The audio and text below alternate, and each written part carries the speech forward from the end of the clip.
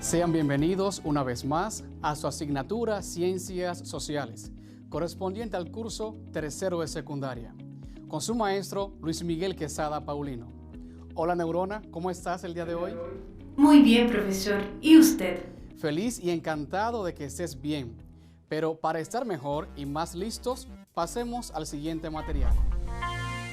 Tú lo sabes, y yo también. Gracias al sentido del tacto podemos percibir el tamaño, la forma, la textura, dureza y la temperatura de los objetos. Y es precisamente cuando hacemos uso de este sentido que llevamos a nuestras manos múltiples virus y bacterias. Pero el problema radica en que puedes llevar estos microorganismos a otras partes de tu cuerpo. Se ha demostrado que nosotros, los seres humanos, nos tocamos la cara de 15 a 23 veces cada hora, lo cual aumenta la probabilidad de que aquellos virus y bacterias hagan contacto con los ojos, con la nariz o la boca, y en algunos casos podrían terminar en nuestro sistema digestivo, causando serias complicaciones de salud. Recomendación: lavarse bien las manos, tantas veces como sea necesario. Tú lo sabes, y yo también. Cuidemos nuestra salud y la de nuestros seres queridos.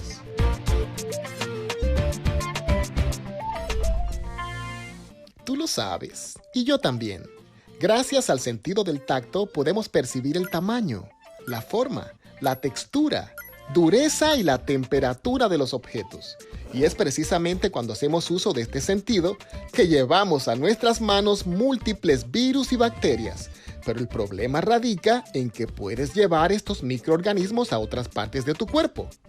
Se ha demostrado que nosotros, los seres humanos, nos tocamos la cara de 15 a 23 veces cada hora, lo cual aumenta la probabilidad de que aquellos virus y bacterias hagan contacto con los ojos, con la nariz o la boca, y en algunos casos podrían terminar en nuestro sistema digestivo, causando serias complicaciones de salud. Recomendación: lavarse bien las manos, tantas veces como sea necesario. Tú lo sabes, y yo también. Cuidemos nuestra salud y la de nuestros seres queridos.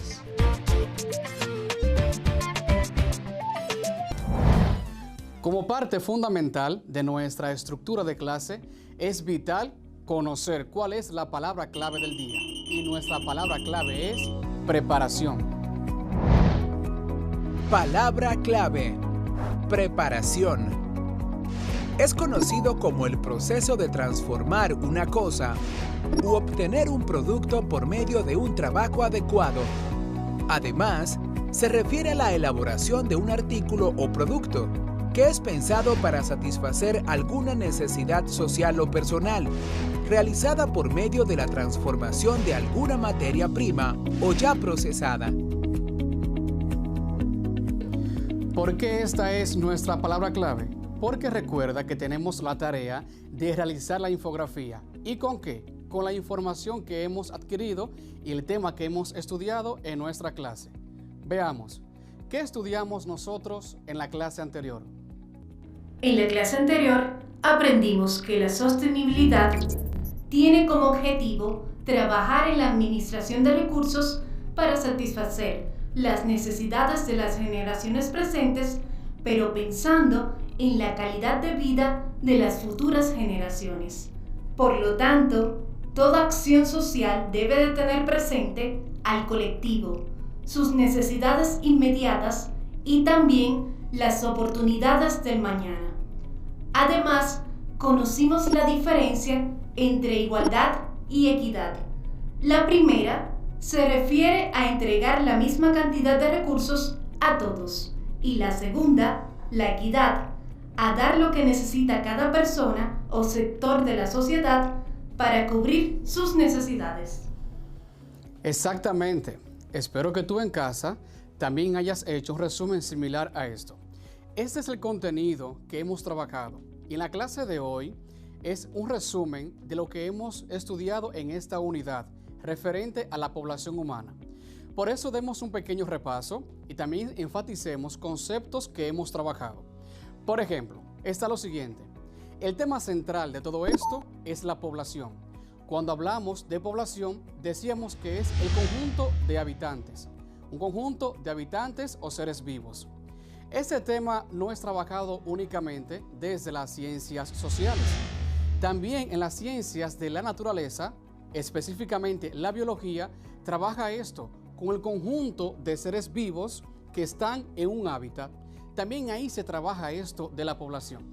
Por eso es que la población, desde nuestra asignatura, es estudiada ¿desde cuál ciencia? La demografía. Y ahí es cuando dijimos que la demografía es la ciencia que estudia estadísticamente a la población humana, es decir, la cantidad de personas que habita en un lugar. Luego de esto dimos un paso interesante, que fue conocer la densidad poblacional. Y ahí dijimos que dependiendo de la cantidad de habitantes que está en un lugar, según los kilómetros cuadrados de un área, de un sector, se llama densidad. Entonces, ahí fue cuando mencionamos que la cantidad de personas que habitará en un lugar debe ser pensando en la cantidad de recursos disponibles para ellos. Y ese espacio que se acondiciona para el grupo de personas, dijimos que se llama un espacio geográfico.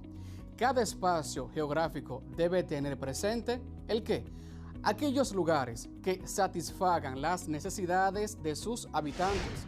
Escuela, hospitales, centros de diversión, de recreación, supermercados, dependiendo de la cantidad de habitantes que estén ahí.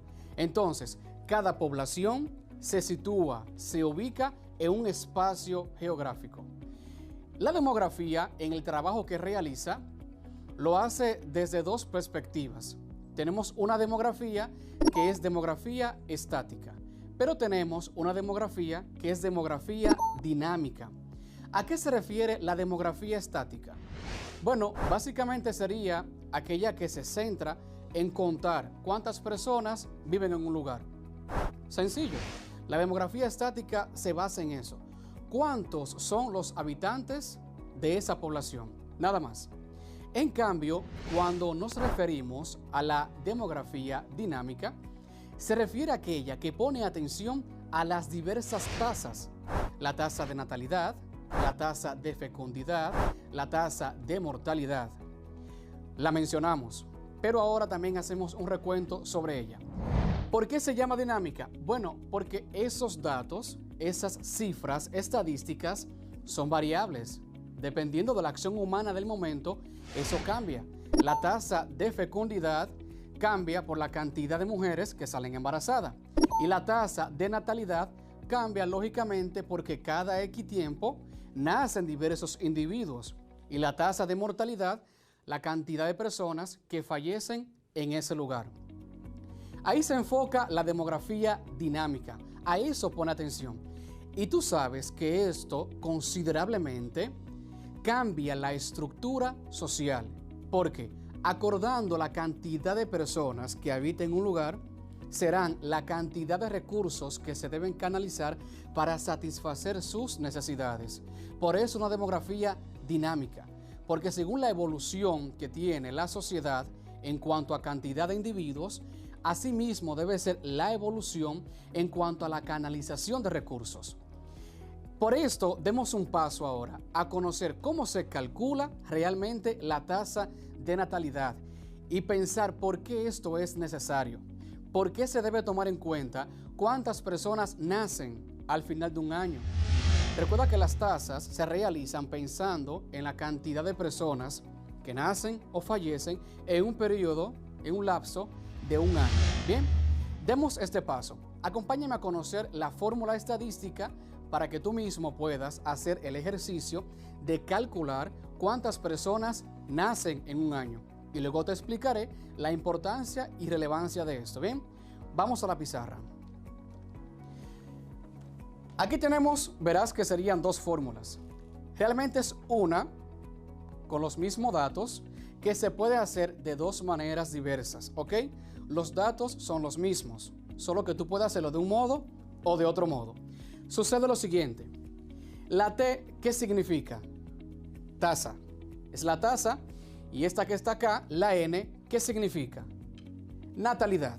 Entonces, la fórmula completa hace referencia ¿a qué? A la tasa de natalidad. Bien, conozcamos cada una de las variables que está en ella.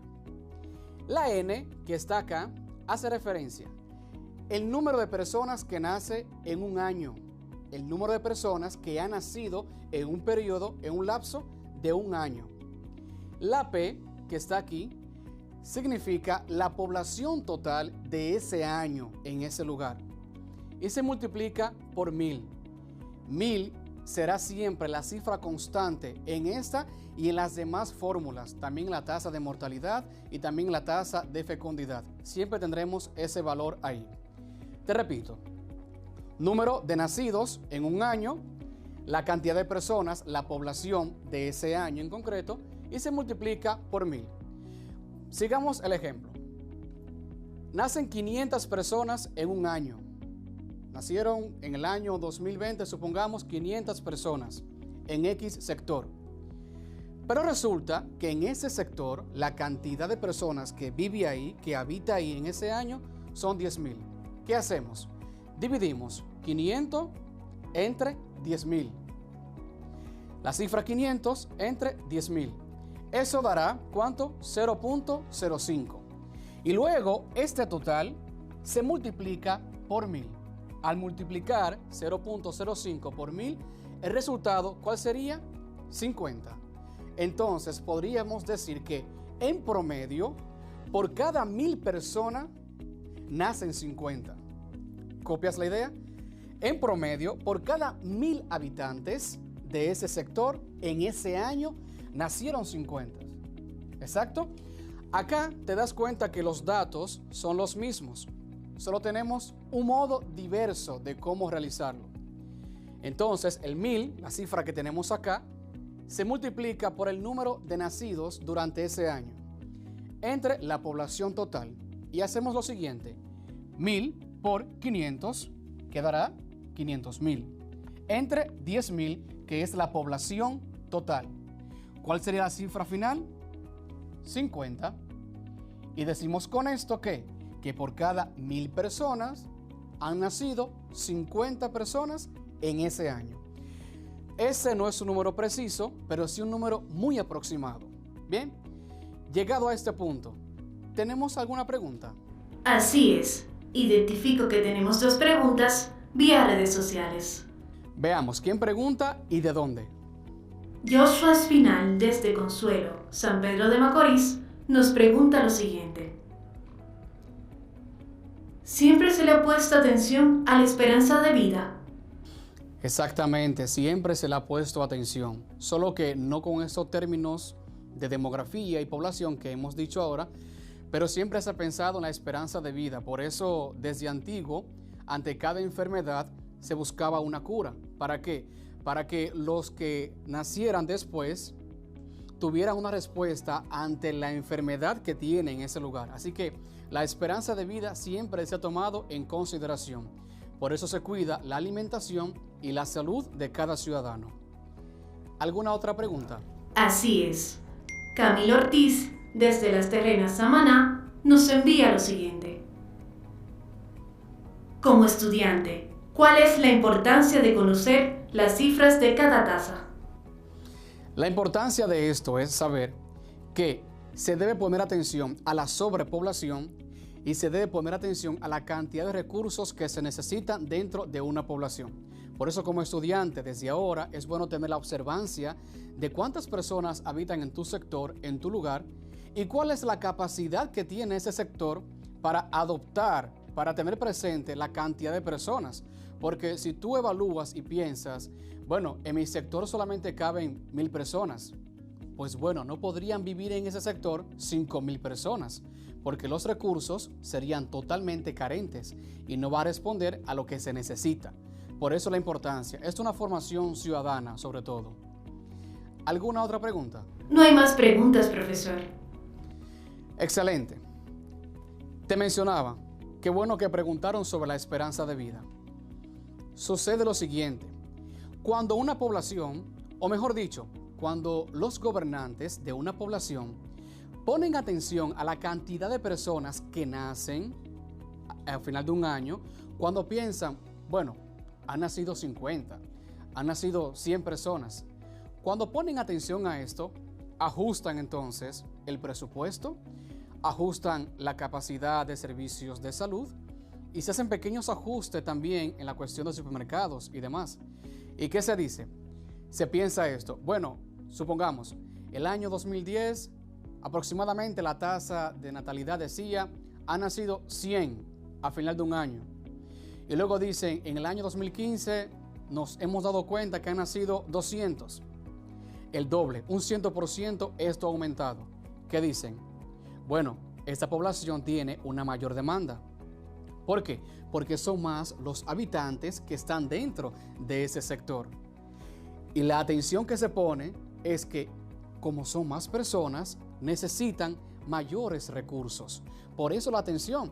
Y fíjate lo siguiente, si se piensa en una población, bueno, la tasa de mortalidad, o sea, los fallecidos, ha aumentado. ¿Qué pasa ahí? Hay que pensar, óyeme, pero ¿por qué la persona está muriendo? ¿Por qué tantas personas están muriendo?